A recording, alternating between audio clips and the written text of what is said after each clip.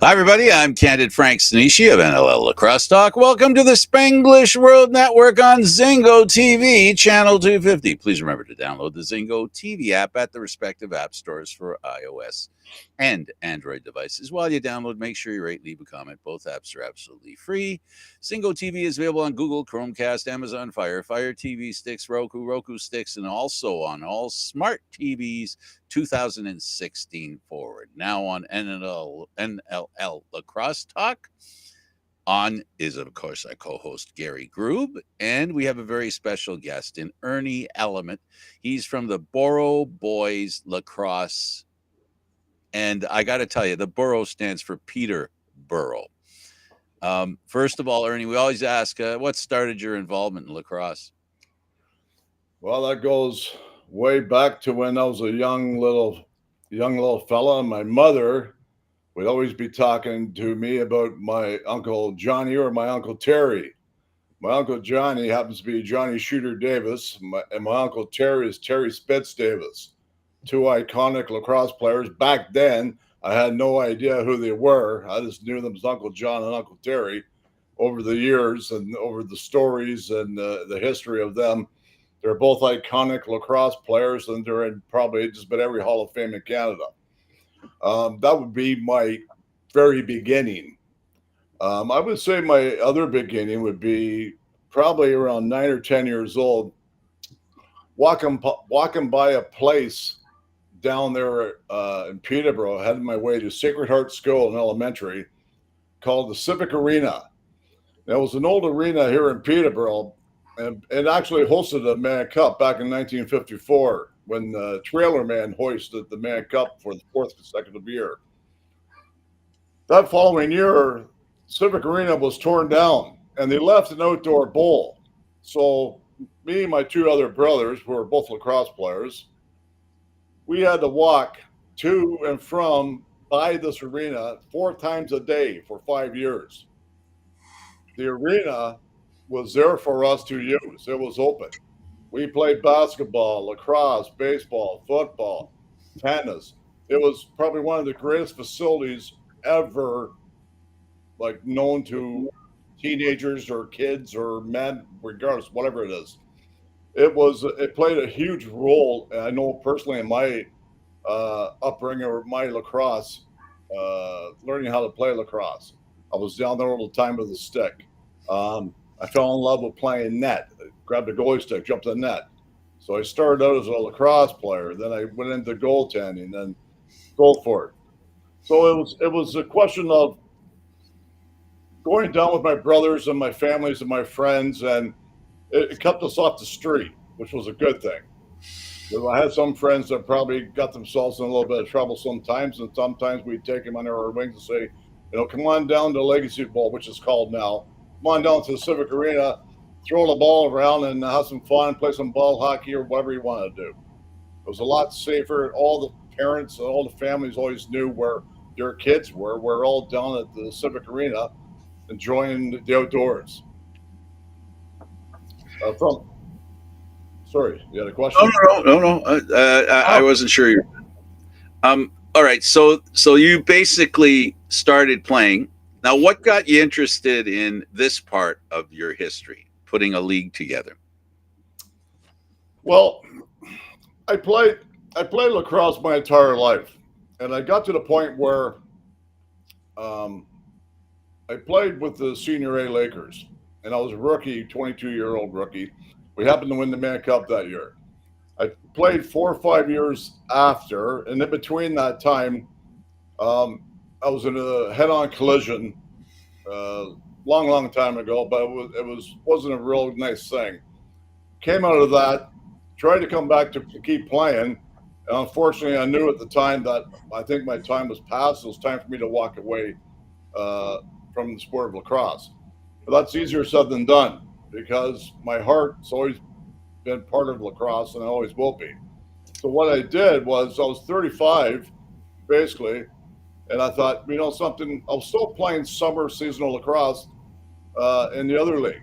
There was another league that was a good friend of mine, Brian Dalt Downer, and a friend of his, Neil Wyatt. They put together, and we would go down and play Wednesday night.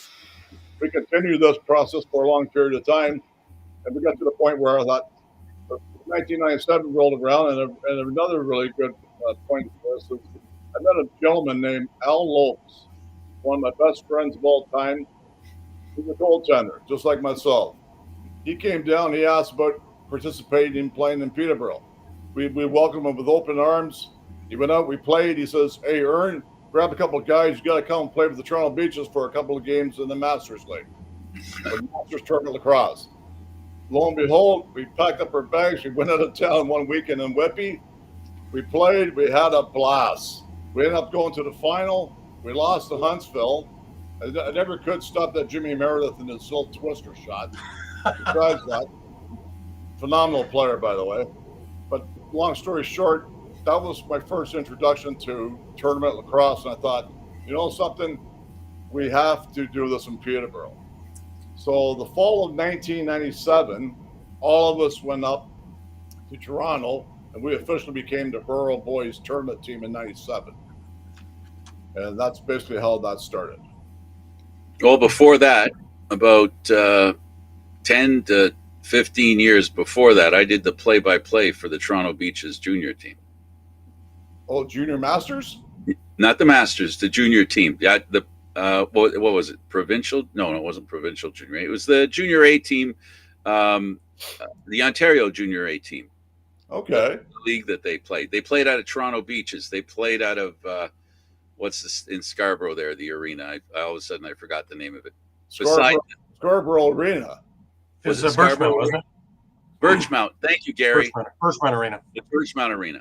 It was the arena that rained after a rainfall and it stopped.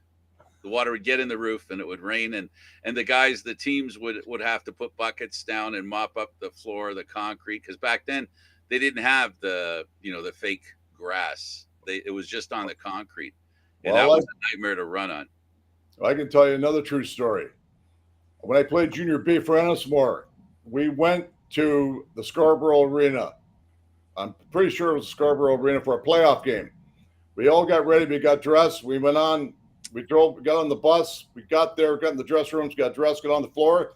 They had no less than 20 garbage cans on the floor at once, catching the rain. Yeah, it's probably Birchmount Arena that you're talking about. It might be.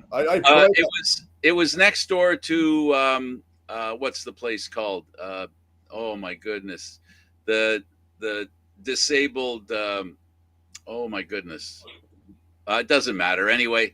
Man, I'm just having a brain cramp here. Yeah, it was like that. That's what happened. There were about 20 of them. There'd be garbage cans everywhere and mops.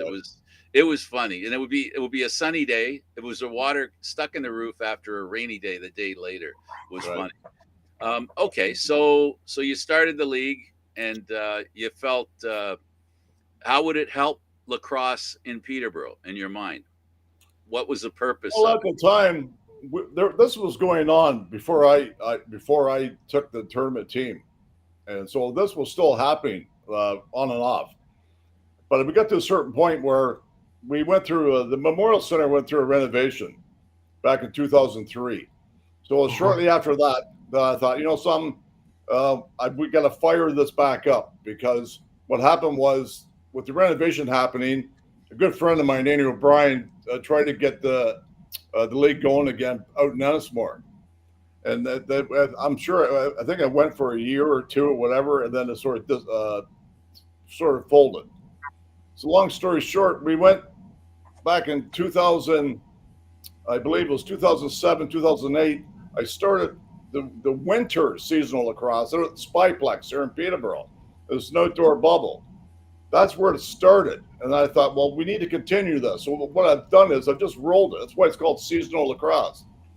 Every season we roll right from winter right into summer season.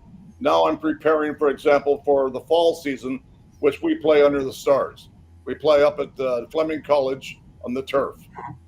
So I'm slowly starting to turn that around, so we can work on getting that organized. That'll come together, and then once that's over, a month before it's over, I'll start thinking about winter lacrosse and where we can play.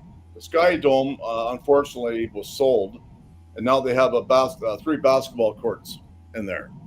So it's a venue we can't use anymore, but we always try to make some sort of effort to have lacrosse. We play somewhere. The last 2 winters we've been in Millbrook, Ontario. Gary? All right, let's go back a little bit. I want to go back into junior and all that. And who really was the one to develop you? What would be the name that pops in your head as a coach or a player or something that would be most influential to you as you were getting started? Good question. You're talking box and field lacrosse too? Yeah, either. Doesn't make a difference. Just lacrosse in general. Gary, I have a wide variety of heroes. Field lacrosse would be Howie Stevenson, bar none. Probably one of the greatest coaches I've ever had the privilege of playing for. Box lacrosse, junior, I guess I've always looked up. A lot of my good friends played with the James gang. And these guys were your typical players that played, and they won 3 Menlo Cup championships in a row. Mm-hmm. And one year I did go out for the junior A's to try out. And they had 2 pretty good goaltenders. One was Walter, Sean Quillen, one of the best of all time. And David was a great goaltender as well. Unfortunately, I didn't make that team. They figured I would get more action out in Ennismore, and which was correct. Right. There was a lot more balls to see out in Ennismore. And that was great. There was a great bunch of guys out there as well. So I did that for like 3 years. Personally, I guess I would have to say my uncles. Like, I love my Uncle Spitz. God rest his soul. He's not with us anymore. But I always looked up to him. And I could talk to him. And there was our general manager at one point was actually trying to talk him into coming out to Ennismore to coach the team. Right. But I think he wanted a few dollars to do it, which never happened. So it sort of went by the wayside. But I've looked up to a lot of different people, even my teammates. I mean, they're all great friends. I love them all, and yeah, it's I think the one person I'll say I looked up to the most would be my mother. Right. And that goes without saying, because my mother, she raised 4 kids by herself, right? There wasn't a father figure in my world. I guess I shouldn't say that, because there was later on in life, there was a father figure that came out, my stepfather.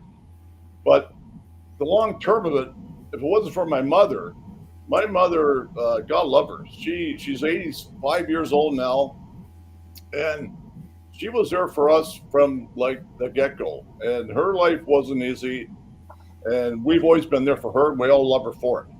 And we're all the people we are because of her. So she's my ultimate hero. Right. All right, let's talk about growing up in Peterborough. Now, we've had a lot of guys who have been part of Peterborough, part of the teams, and everything else about it. And it all comes down to the community.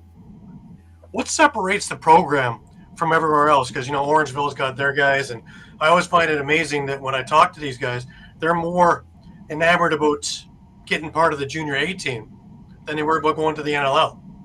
To be part of that Friday Night Lights kind of idea in your hometown. Same thing with Hall of Fames, being put into your own Hall of Fame, as opposed to, Ontario or wherever else. Right. Always seems to be the one that lights them up like a Christmas tree.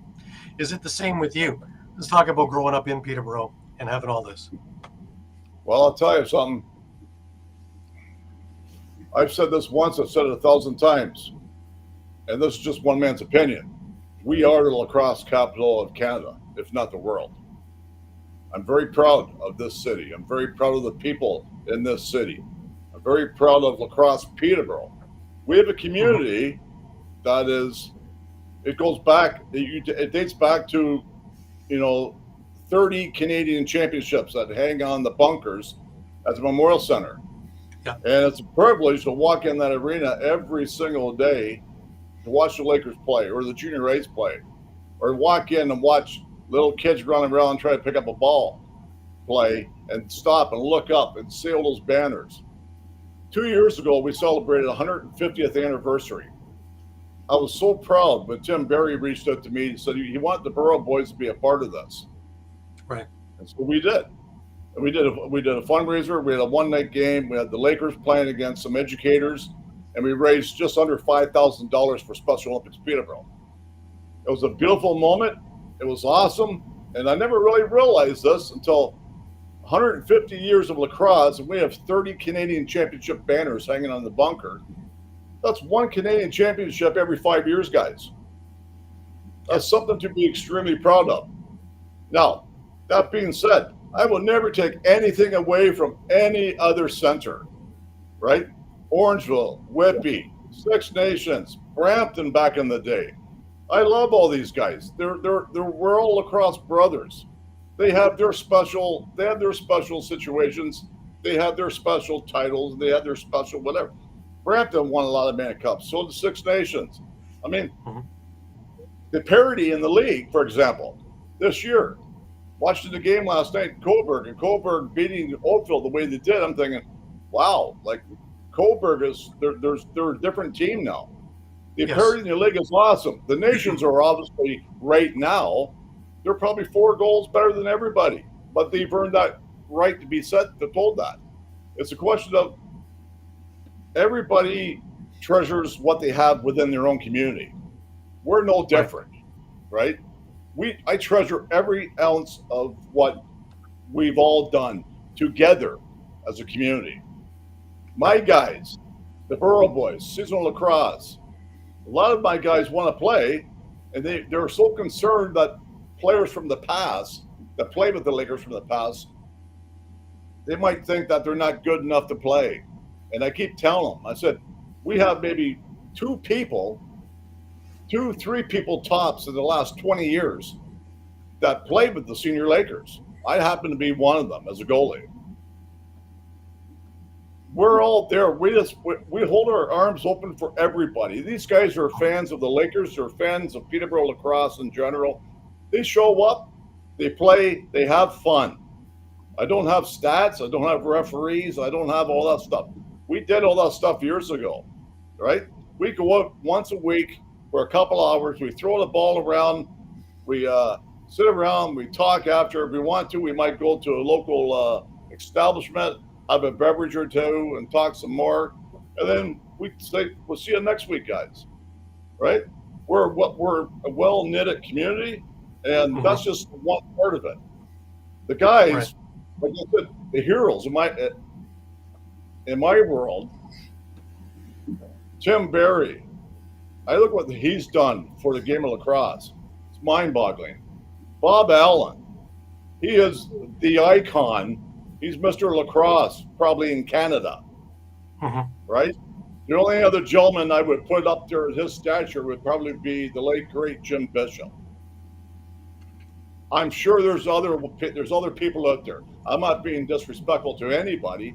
I know that these are just the 2 guys I know of. Right. It's a question of, guys like Big John Grant, the stuff that he's done. He left the city of Peterborough to go move to Sudbury, and when he goes up there, he creates the Sudbury minor lacrosse system. I mean, who does that? That to me, and it's because, where are you from? Peterborough. Oh, I've heard of you. Right. Peterborough this, Peterborough that. I'm proud when I leave the city of Peterborough and talk to somebody, and we talk lacrosse, or you go to any professional lacrosse league, and you start talking to people, and you say, where are you from? Peterborough. Oh, I've heard of you. Yeah, you guys are the hotbed. Well, we are the hotbed, and I'm very proud of that. Right. We've even we've had the NLL commissioners on in the past, even trying to see, would Peterborough be the right spot for the next NLL team? Yeah, I think it would be a great sell. There's no question in my mind that Peterborough would house an NLL team. I have no doubt in my mind.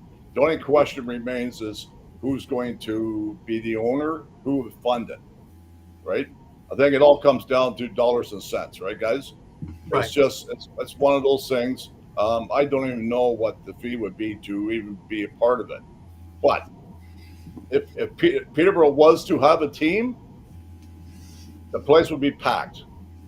Last week, we had 3,300 people into to watch the game last Thursday night. Tonight, I'm guessing it'll be close to 3,000. First game of the playoffs. Right. They're averaging, I'm going to ballpark it at 2,800 people per game. That says something for the organization, which, in my professional opinion, they're the greatest organization in Canada, period. They're second to none. And once again, I don't take anything away from all the other organizations. God love all of us. Keep fighting, guys. Keep trucking. You know something? Get the sponsorships. Keep the parity going. You have a great league. Keep it going. Just keep it going. Don't fall. Don't go back. Go forward. Forge ahead. Right. See, one thing that stands out to me, being a non-Peterborough guy going up there, is the entire day of the game. That's what's on the city's mind, not everything else. Everything's talking about the Lakers and talking about the game and talking about this and then pregame and going over to Sticks, and all of the legends being accessible. Uncle John, I love going up and seeing Johnny. I love talking with him. I love talking with John Grant. I love talking with all the guys, and just having over a pop and sitting and just talking about lacrosse from way back, from tomorrow, from yesterday, and everything in between. And it's just, the comfort zone, it's as though you've known everybody for 25, 30 years. Absolutely. You go up, I haven't seen John. I haven't seen John probably. I've seen John quite a bit in the last 2 or 3 weeks. But before that, I probably haven't seen him in 6 months. Right. And, we go and all of a sudden we embrace. It's almost like, where have you been? We've been going back and forth and talking and calling each other. And then, something, I'm still in awe. I'm in awe with these guys. Like the night of the finish social at Sticks, the night at the end of the 29th, after the Legends of Lacrosse game, and we all went back to Sticks. And they're all around the island. You've been there. So you talk, and the stories start coming out, and we're talking, and I'm thinking, I got to file out of the way because that's going to be my social for next year. At the end of next year's event, I'm going to have story time by the legends. Love right? It.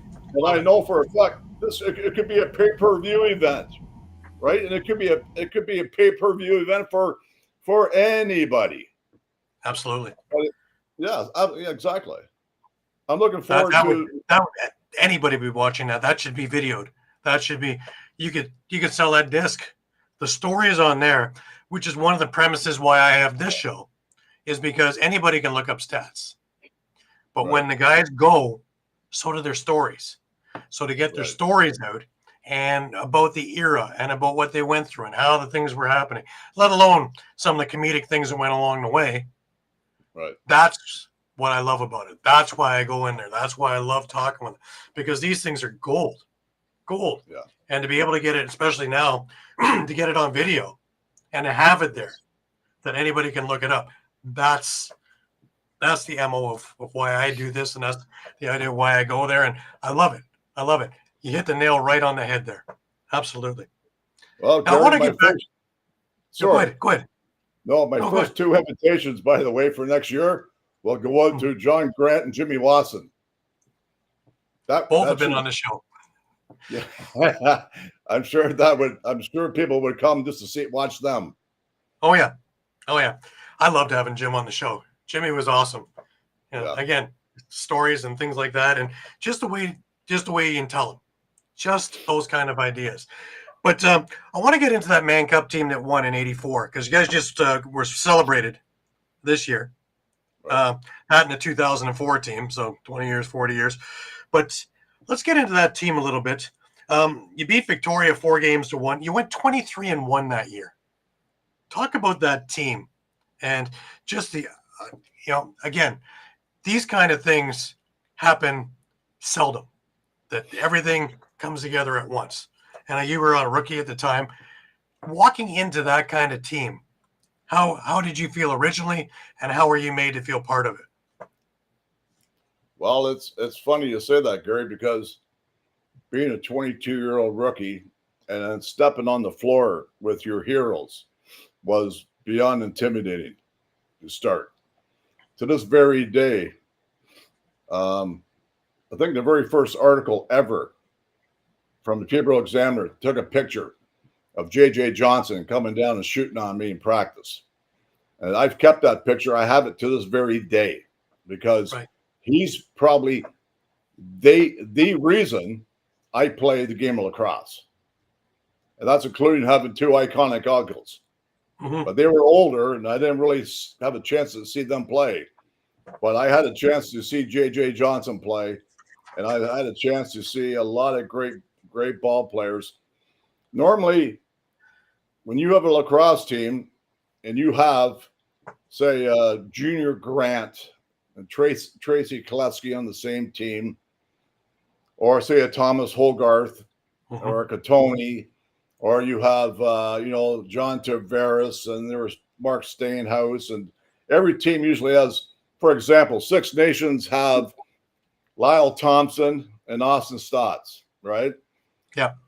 1984, we had Bobby Wasson, we had Jimmy Wasson, we had Paul and Brian Evans, we had John Grant Sr., we had J.J. Johnson, we had talent up the oh my God, the talent was unbelievable. Yes. The game we lost was the very first game of the year, if I'm not mistaken. It was against Brooklyn. The only problem was we were missing, I think, 7 or 8 players. I think they were at a wedding or something. So we started the year off 0-1.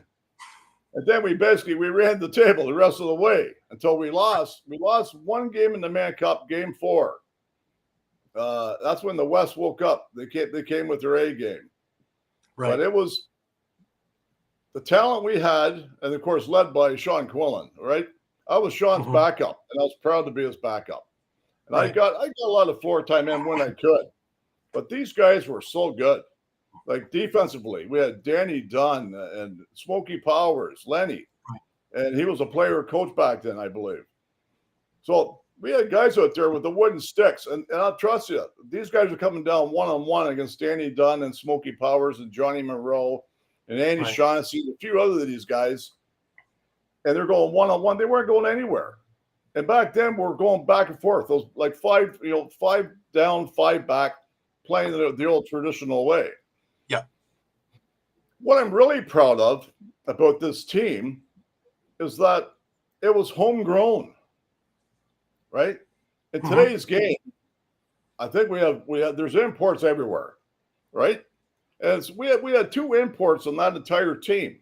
And both of them are great guys, Joe Greentree and Terry Lloyd from Oshawa. Right. And they came down and they helped us win. They helped us win the Mann Cup. But I'll tell you, it wasn't easy. We get the job done.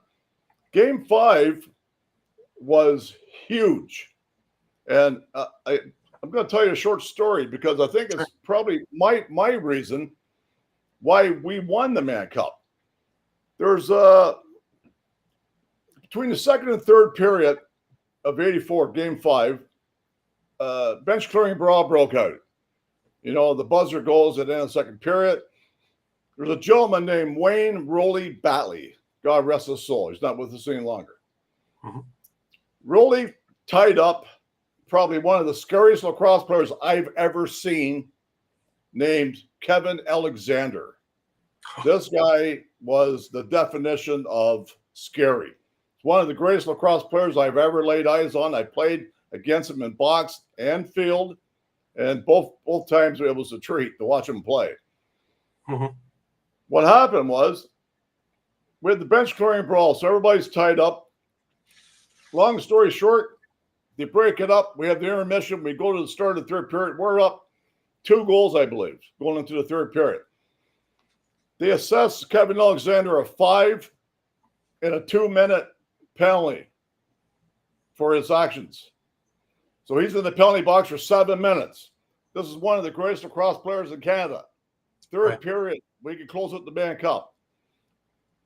Back then, there was a rule that once your penalty was over, you had to stay in the penalty box until the referee, there's a stoppage in play. Right. So what happened was, and I can vividly see this to this day, he's over there. His penalty is over. He's over there with this wood stick, and he's cracking the hell out of the glass, trying to get on, trying to tell somebody to stop the ball, throw the ball away. He want to get on the floor. Right. He served almost a 10-minute penalty. He served half. No, it was huge. And to me, that was always the turning point. We were up 3 goals when he got out of the penalty box. I swear to God, he came out, grabbed the ball. He went down and scored twice on Walter. Bang, bang. They were within 1. There's about 3 minutes to go in the game. Long story short, Gordy Duncan, right-hand shot, takes the ball. He fakes right. He rolls the ball along Mac Mudd's right shin guard. We score with maybe 30, 40 seconds to go in the game. We're up 2. We get the ball, we control it. We win the Mann Cup. I never forgot it. I thought, my name for this gentleman, like scary, like Kevin Alexander was one of the greatest lacrosse players I've ever seen in my life. Right. He's one of my magnificent 7 players. In all honesty, Gary, the last 40 years, and I was privileged because I played with a lot of my heroes, but I've always considered Jimmy and Bobby Wasson, Paul Evans, Brian Evans, John Grant, J.J. Johnson, and the 7th comes from the West. That's Kevin Alexander. Right. I base everybody I've ever seen ever play against those 7 guys. Tavares's, Junior, all these guys, all the Gates. Actually, Gary Gate actually played in that Mann Cup for Victoria against us. Right. And he was only a kid. He was like a teenager, right? And he was going to be a phenom. Obviously, he was a phenom, right? Right. So it's a question of, you talk about the 84 year. I was in La La Land as a 22-year-old rookie going through the season. But then again, it changed the following year. Same thing happened, right? 85, we went through the season. We were 19-1 on the season. Right. We get to the final. We play Brooklyn. We even win the first game 10-7. Their coach, Peter Vipon, magnificent mind. He had a young team, and he made a young team believe that they could beat the big bad Lakers. And guess what? It happened. I mean, they won four games after, went out west, and they won the Mann Cup. Right. It happens. You can't take anything for granted, right? Right. And you won the Alumni Award for goalies in 84, 85, and 86. So you had a pretty good little career there. Well, something. I said, for the time I played, and I tried to do my best. Walter was our goaltender, right? And I'm thank you for saying that, but it's a question of something. I'm just very happy and grateful that I had the opportunity to play with these guys and win the Mann Cup. That was huge. That was huge for me, winning the Mann Cup. To even play with these guys in 85 and walk off and shake Brooklyn's hands and say, good luck out west. Something? I was very proud to do that. I've been proud to play with every single player I've ever played with, regardless if it was the senior Lakers or the junior B guys out in Nansmore or my brothers from the Borough Boys Season Lacrosse. Every time I put on the gear now, it's getting harder. I'm getting older, right? So, but I put the gear on, I go and I have some fun. And then I think, something, let's get together and let's support another great cause. And that's what we do. Right. Now, seeing the game back then and seeing it now, can you put your finger on what the differences are really? Because we had speed then, we have speed now. We had great players there, we have great players now. What is the main differences that you see in the game now? The difference is the whole style of the game. Right. Like 5 on, 5 off, transition, right? Yeah. Wooden sticks versus Tupperware, as Mr. Grant would call it, right? I call it fly swatters. Yes. I watch the defense. I don't see defense anymore, right? There's no question. I believe the players they're in better shape. They're bigger.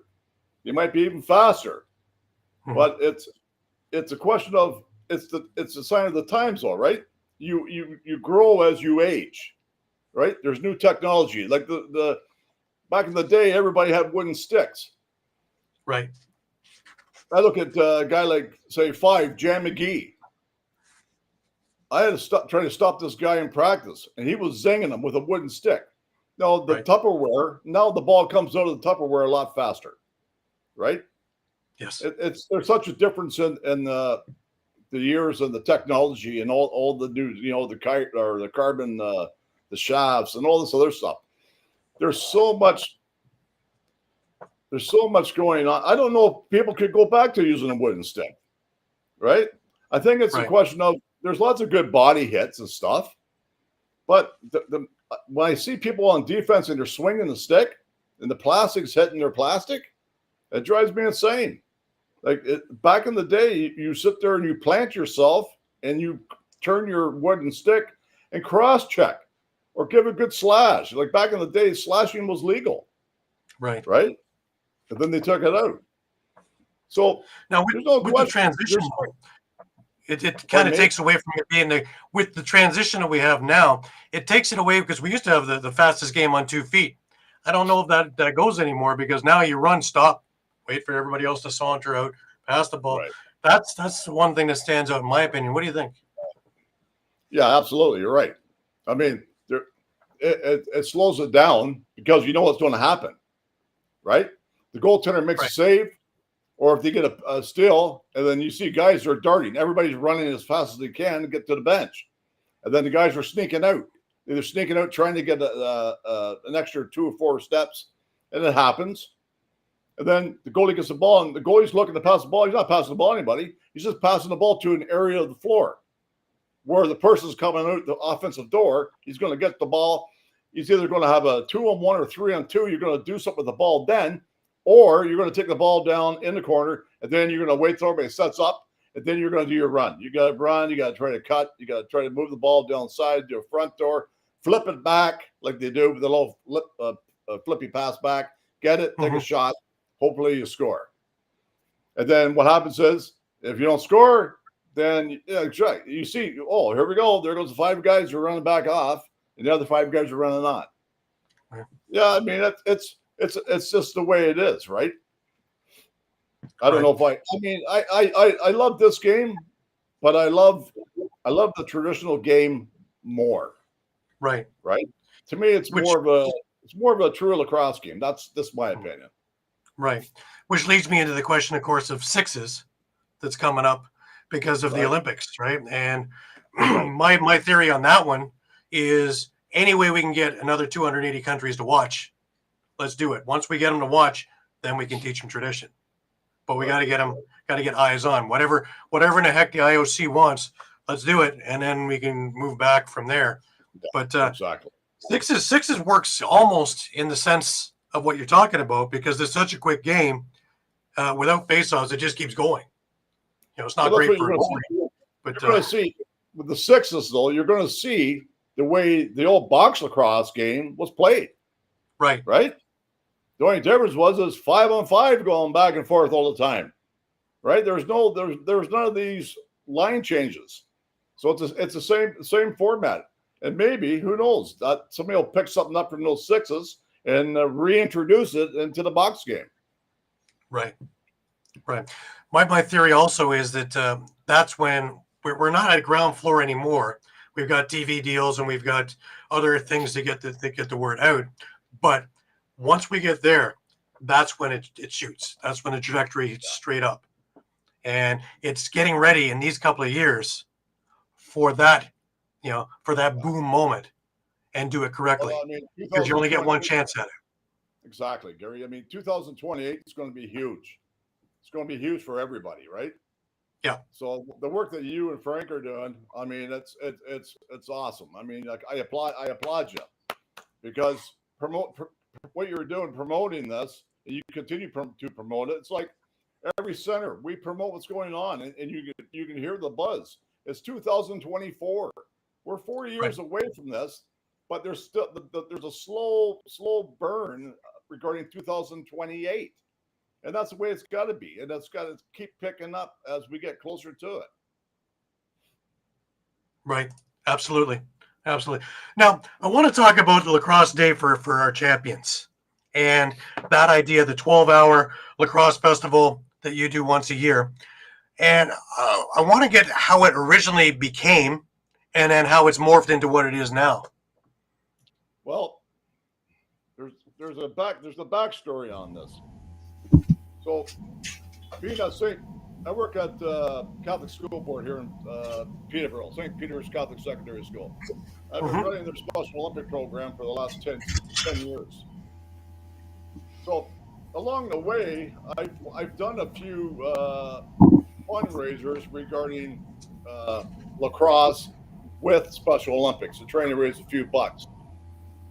As I said, pointed out a little while ago, 2022, we did a teacher versus Laker game on a Wednesday night. 2022, we raised just under $5,000. Our goal here was to raise money for two special groups: Special Olympics Peterborough and Special Olympics School Championships, our local high schools. So I call them the group of seven because there's a group of seven local high schools that could use the money for their Special Olympic accounts starting, say, this September. Right? There's always a need for money in all the high schools because of the busing costs and equipment needs and so forth, registration costs and so forth. Sure. So we came up with the idea to have a 12-hour lacrosse day for our champions. I involved Bill Chapman, who happens to be the community coordinator for Special Olympics Peterborough. He was all over it. We got together, we talked about it.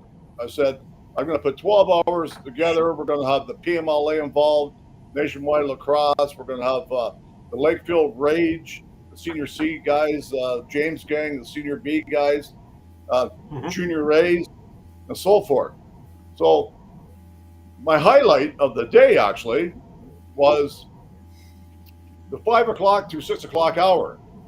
For the first time in the history of this area, we had 23 Special Olympians on the turf at the Memorial Center with gloves and helmets on, and I had 8 or 9 Junior A's out there running them through drills, doing showdowns, passing the ball back and forth.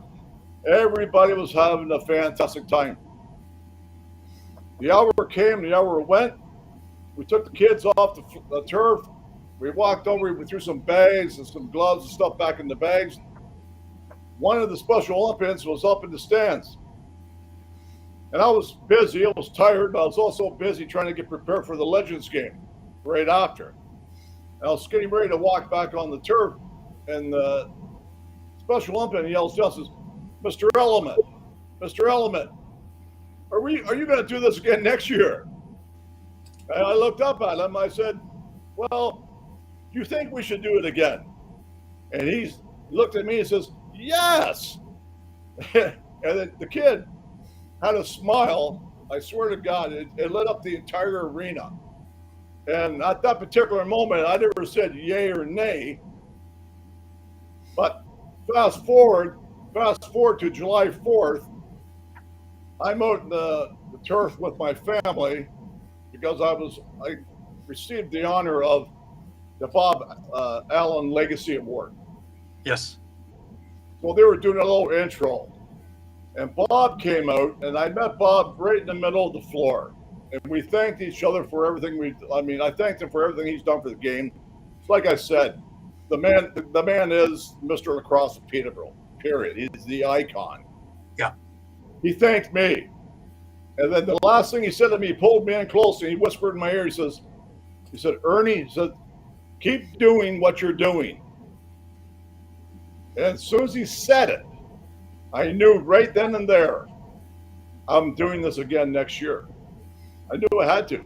And then so my answer to the young gentleman in the Memorial Center, Special Olympian, is yes, we're going to run Lacrosse Day for our champions 2. next June. Right. So it'll be the same format. I'm going to have a few changes. As I was pointing out, we had a social this past one. This particular celebration is going to be, I'm calling it story time, right? Legends getting together, talking about their history, talking about their games in the 50s or the 60s or 70s or whatever it is. Mm-hmm. That's well worth it. That's well worth just coming to see and listening to, but let alone all the lacrosse and all the other things, let alone the excitement and getting a whole group of people who normally don't get a chance to be excited and an opportunity. We had Scott Godfrey on from Lacrossing Barriers, and that was his thing, inclusivity. You know, giving people a chance who don't usually get that opportunity. Yes. And he's had lacrosse for blind lacrosse, hearing impaired, cerebral palsy. If you can't grab the stick, we can have somebody throw, but you can catch, or they'll work around just about anything.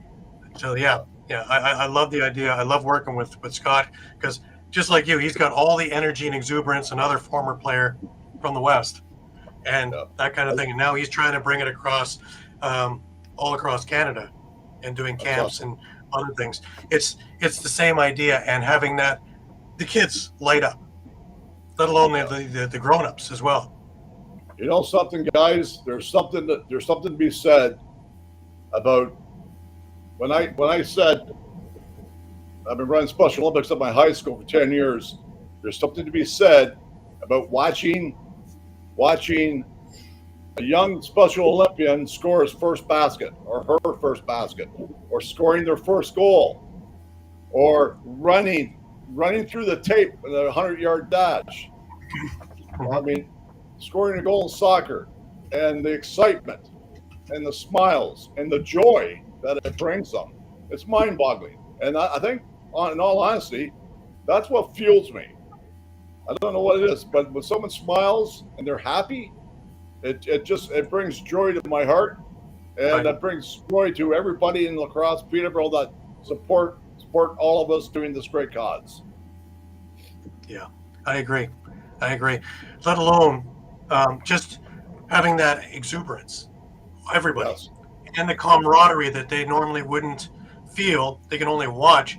Well, no, now they're part of it, and actually firsthand would know all the camaraderie and everything that we talk about how great the lacrosse community is.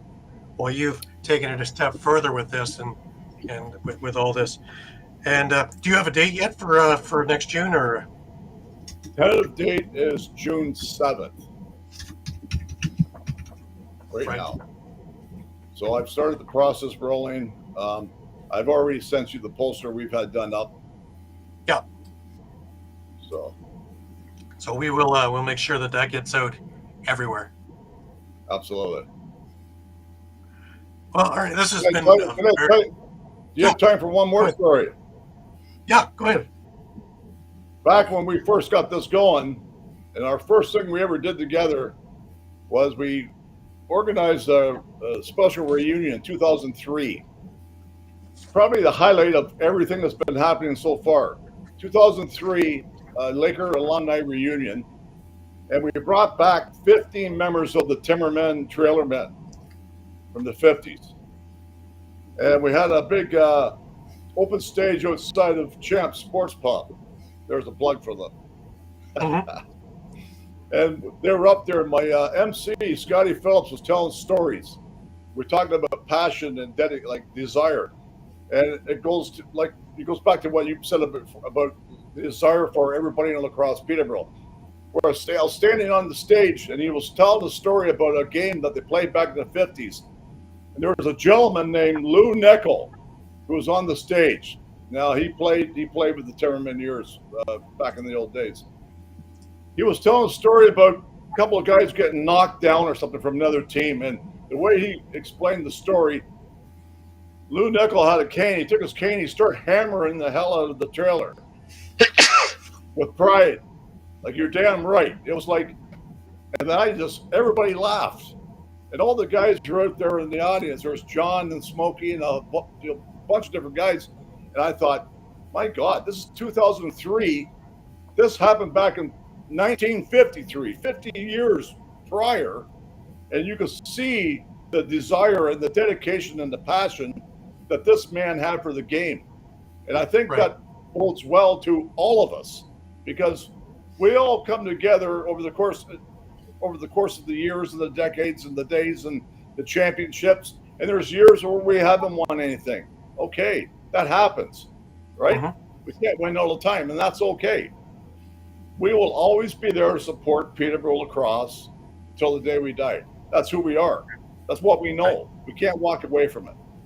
And that's a good thing, because we're all there to support one another. And I look forward to moving ahead and forging ahead and creating a committee in October for this special event coming next June. And my guys will walk beside me, just like Special Olympics Peterborough will walk beside me. All the high schools will get together and we'll come up with a game plan for everybody there. We'll walk beside each other and we'll be the best possible supports we can be for all Special Olympians, all the champions. Awesome.